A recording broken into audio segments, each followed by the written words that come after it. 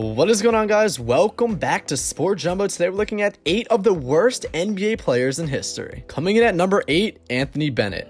With the first pick in the 2013 NBA draft, the Cleveland Cavaliers select Anthony Bennett. The only number 1 overall pick to be featured on this list, Anthony Bennett is the classic case of the college basketball player who dominates amateur competition on account of his superior physicality, but fails to do so when surrounded by players at his own level of physicality and with better skills. Selected by the Cleveland Cavaliers with the number 1 overall pick, Bennett dropped out of the regular rotation before heading to the Minnesota Timberwolves as part of the Kevin Love trade package. Unable to crack the rotation there either, Bennett has since been in and out of the league playing Canadian pro basketball. At number 7, Rafael Araujo.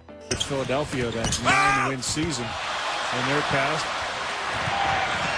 And after Marketed as a strong interior force when he was drafted by Much Riva GM Rob Babcock 8th overall in 2004, Araujo immediately looked out of place in the NBA as someone who was neither quick nor strong nor athletic to compete at basketball's highest level. The Brazilian played a total of 139 regular season games in the league, traded to the Utah Jazz following 2 seasons of disappointment in Toronto during their post-Vince Carter times. The 6'11 center was never able to truly find his place in the NBA, particularly during those dreary, low-scoring mid-noughties. At number 6, we have Pete Chilcutt.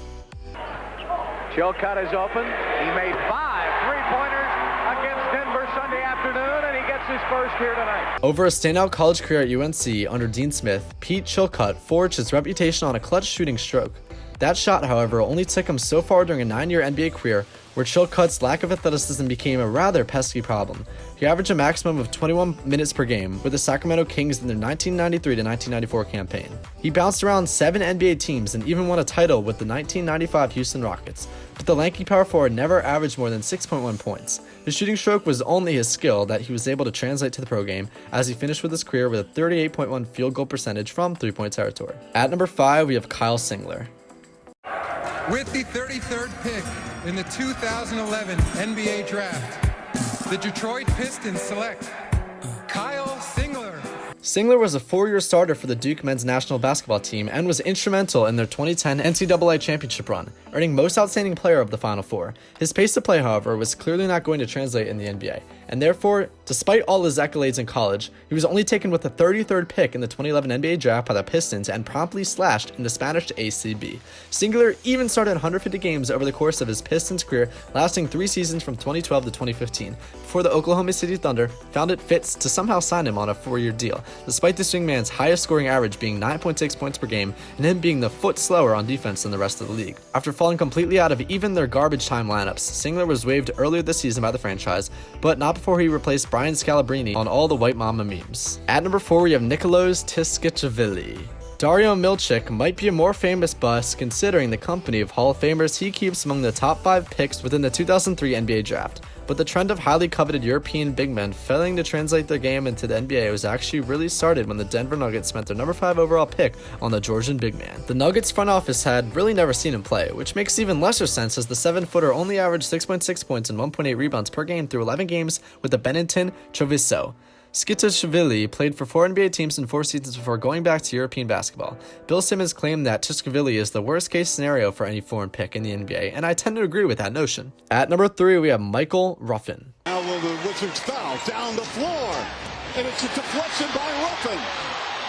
And the play continues. Peterson got it! The undersized power forward center did not have the skill set to play as a swingman in the league, and did not have the size to play heavy minutes in the roles he was best at. Therefore, Michael Ruffin had gone on to become a poster boy of sorts for the unsuccessful journeyman who hung around playoff first-round fodder teams for 10 seasons. Drafted by the Bulls with the 32nd overall pick in the 1999 NBA Draft, Ruffin's career highs in points per game and rebounds per game are 2.6 points per game and 5.8 rebounds per game, which he achieved in his 2nd season.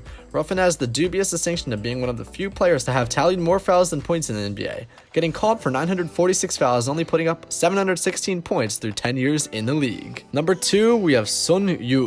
Can you beat him one-on-one? It's a hard question right now, but I think I still have a chance because I'm only 23. So. In pursuit of the next Lamar Odom, this time of Asian origin, the Lakers thought it was worth their while to expand a 2nd-round pick on Chinese import Sun Yu. Yu had earlier played for the Beijing Olympians in the Chinese Basketball Association from the tender younger age of 17, and it was expected that his experience of pro basketball would come in handy as he adjusted to the pace and space in the NBA. After looking somewhat competent in a short D-League stint, the Lakers offered Yu a platform to see what he could do for the purple and gold at the NBA level. It didn't go well. Following a debut in which he collected 4 fouls and 2 turnovers in 5 minutes, Yu would go on to accumulate more fouls, 10, than points, 6, and as many turnovers, 3, as assists and steals combined. 10 games was all it took for the Lakers to realize that Yu simply wasn't an NBA player. And at number 1, we have Javaris Crittenton. Why did you say originally you didn't do anything wrong?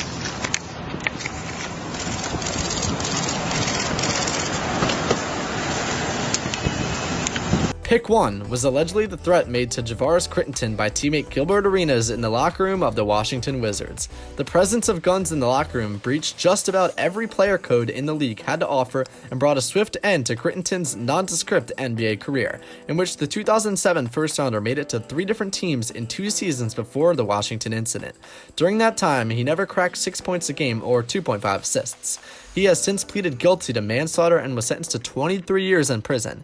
It was a brave but correct decision by Ernie Grunfeld for once to separate the youngsters like John Wall on the team from the influence of these rather touched-in-the-head players. So that's going to wrap it up for this video of 8 of the worst NBA players in history. Make sure you guys hit that like button, subscribe, hit the bell so you never miss an upload, and comment down below which one is the worst, and I'll see you guys next time. Have a nice day.